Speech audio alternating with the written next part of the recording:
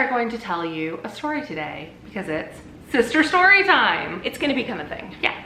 Our story for today starts 4 years ago around this time. We started making it a tradition to gift the family a trip as part of our Christmas present. And the first time we did this was 4 years ago. And Mom gave the entire family a cruise. Very exciting. We got it on Christmas Day, but the cruise was not until May, until Memorial Day weekend. May came, we were all excited, we've been picking out our outfits, we packed, and everybody gathered at my house so that we could leave from one central point. We woke up the morning of our trip and there was a terrible storm. We loaded up, headed to the airport, almost died in a car wreck. Not even joking. It was probably the closest call we've ever had. We actually had to go like down into a ditch slash median, very steep, ran off of the road. Thankfully, DJ was a good driver and saved our lives, so didn't start off the greatest. Then we got to the airport and things were insane. We didn't think we were gonna make it. We were late because of the storm. The storm made traffic, made us late getting to the airport, but we made it. We got our bags checked and we made it to the gate on time. We then find out that all flights were grounded because of the bad storm, so we had to wait until around noon was our first update. At first, we thought any minute our flight's gonna be leaving. As soon as the weather passes over, it's gonna be fine. We suffer through a bunch of delays, and then finally they say that flight's canceled. So at that point, they are telling us that they cannot help us at the gate. We can only be helped at the ticketing counter. So somebody has to go to the ticketing counter and be first in line, basically, fighting every other person in the airport that's trying to get, in our case, to Miami. John, her husband, left us all and ran the very speedy fastest and was the first one in line to get us new tickets. And we thought that maybe we're winning, you know, we're gonna make it through this. What we didn't realize is each time our flight got canceled would mean a run to the front of the airport, getting to ticketing, getting new tickets, going to baggage claim, getting our bags, taking them back to the ticket counter, checking our bags again For 5 people. going through security, and going back to the gate. Every time. To make matters a little more complicated, DJ and I's daughter was in Florida visiting her other family, and we had made plans to actually fly into Tampa and then drive from Tampa to Miami, picking McKenna up along the way. So each time we had a delay, we would have to update them, let them know what was going on. Flight was canceled, we had to update them to tell them what was going on. It led to lots of updates, lots of confusion, and McKenna bawling her eyes out in another state. At one point, we're pretty desperate. We're obviously not getting on a plane. We thought about driving to Miami, looked into those options, and then realized it would be cutting it way too close because we have a time that you have to board the cruise ship. If you've never been on a cruise, you have to be there at a certain time, and there were just not enough hours to get from Texas to Miami. I kept waiting and hoping that eventually they would put us on a flight and we would be able to get out of there. In the meantime, we had lots of snacks, we took lots of walks. I had packed everybody a quart-sized bag full of little airline bottles of booze. Pro travel tip, yes. You can take small bottles of booze through airport security.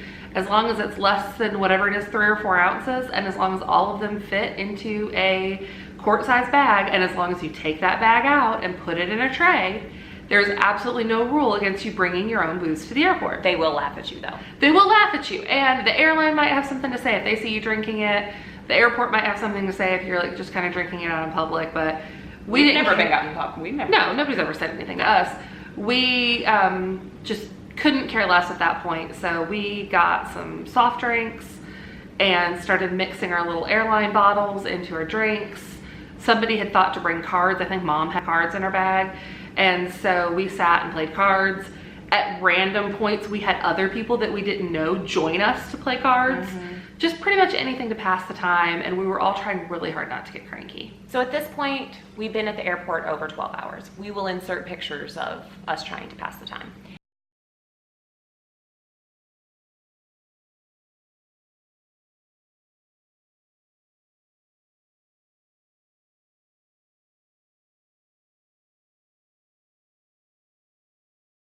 We find out that we may get a flight around midnight.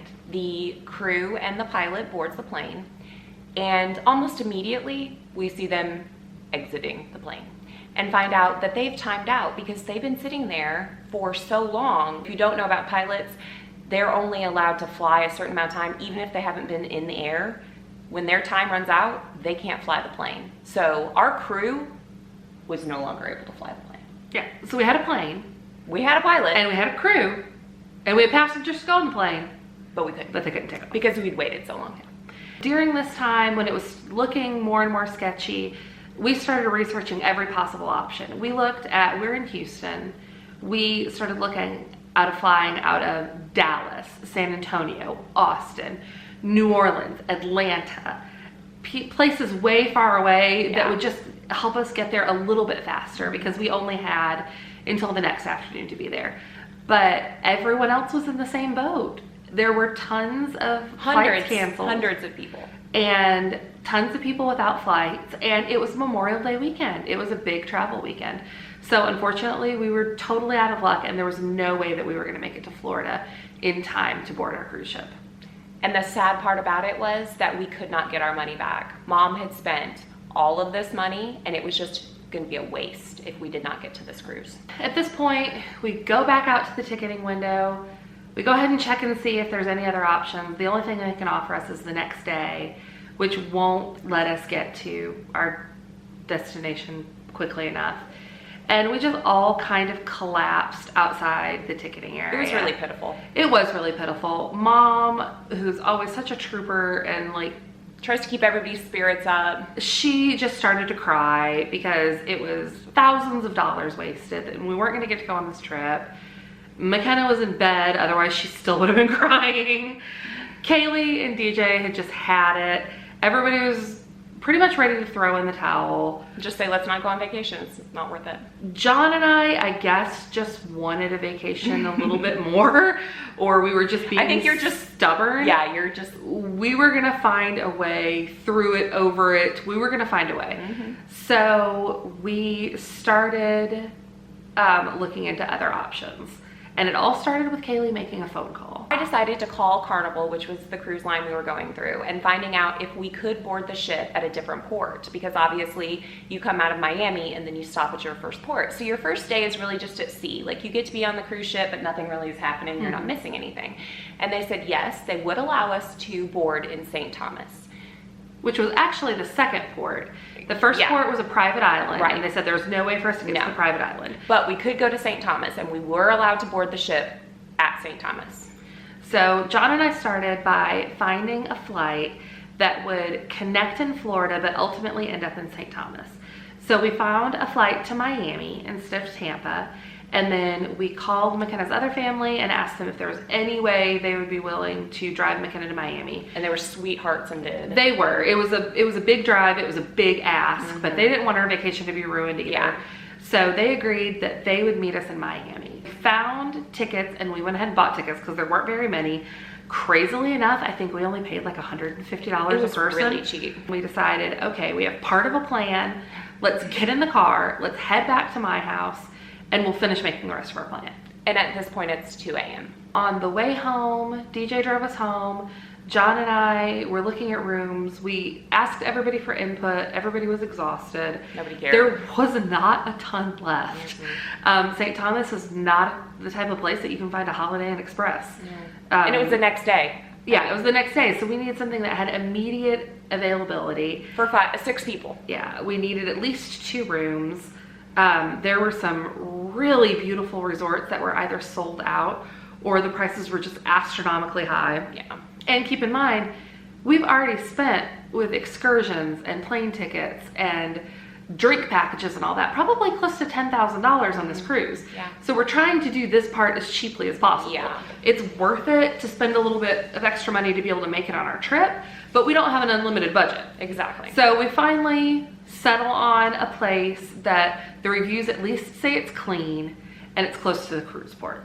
We all crashed that night. I don't even think we ate dinner. We just all fell asleep. John and I had nothing but our essentials, so we literally slept in our skivvies because we were not prepared to stay an extra night. Got up early the next morning, went back to the airport, and thankfully our flight was super smooth. We were able to board right on time and everything went fine. I get to Miami and now McKenna is running late. We were super thankful that they were willing to drive her. We were not super thankful that they did not leave on time. Yeah. We had come through security up to the front of the airport to get her.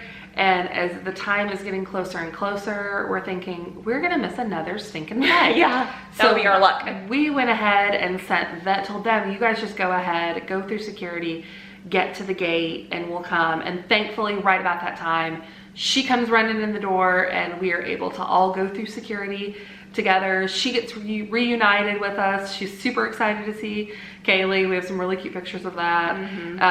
And we get on our flight to St. Thomas. Meanwhile, if she had not made it through security, John was threatening to lay in the threshold so they could not close the doors because he was determined that plane was not leaving without the whole family. We arrive in St. Thomas, we get to our hotel. It was definitely sketchy, but it was doable. It was fairly clean. And we made the most of our time there because we had like, what, maybe 24 hours? Oh no, we had 2 days. Oh, did we? Yeah. Oh, okay. So we had 2 days, so I can't even remember. One whole day, we just asked the locals what's the prettiest place to go. That's right. And they pointed us towards this really cool beach that only the locals hang out at, that was not crowded, it was beautiful. We got a ride there, and the guy actually came back and got us. So we made the most of our time while we were there. We had some really good food, and I think we made the best of the experience, even though it wasn't what we were planning. Yeah. Also, Kaylee found her wedding ring there. Oh, I forgot about that. Yes, if you haven't noticed. Her ring had been stolen the year before, and this trip was the month that John graduated from A&M, and he had told Kaylee the very first thing that he wanted to do when he got done with school was to replace her wedding ring, and she found the ring of her dreams while we were there. I almost passed out. It was so pretty. I can show pictures of that too because Caroline, Mom, and I actually went and looked at the ring, and I took pictures, and like the guy let me go out and look at it glisten in the sun, and we'll insert pictures of everything that we have from the trip, but I totally forgot. So, you know, some things, bad things happen, but good things come out of it because I absolutely love my ring. So then what happened? We get up the morning that the ship's gonna arrive. We could actually see the port from the balcony of our hotel. We saw our ship come in, so we're all excited.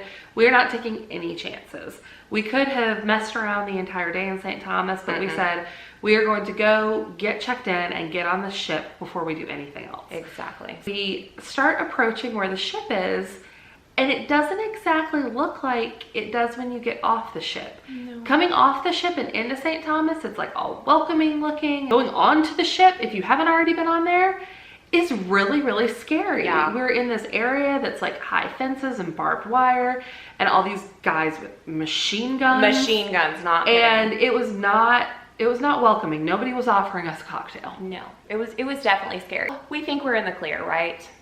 I go to board onto the ship, have my passport, have my identification, have my ticket, have everything, but I'm not on the manifest. Nope. How does that happen? And they do not let you loiter around the outside of the ship. No. If you are not supposed to be there, or if you're supposed to be somewhere else, you go. So they tell all of us to go. They're like, literally the rest of the family, I think it was me and then John, but they were checking John as they were telling me that I was not on the manifest. And so they tried to make the rest of the family leave me.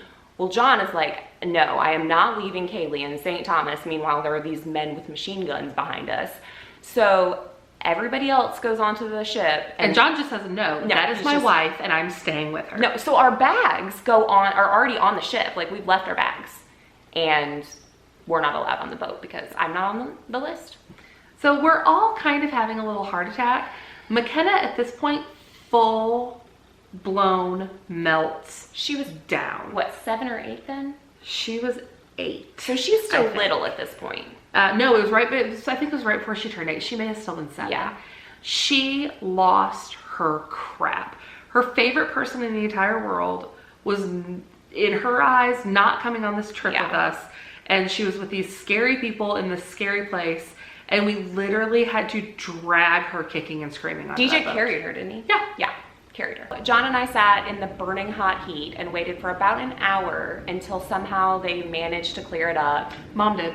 Oh, Mom did. Yeah, I wasn't here for that. Once my mom got on the ship, she raised hell until literally the captain of the ship came down and updated the manifest and made sure that it got out there to them. Yeah, it wasn't a miracle. It was Mom. Oh, well, yeah. Well, he actually came out, but yes. So thank goodness I was able to make it onto the ship.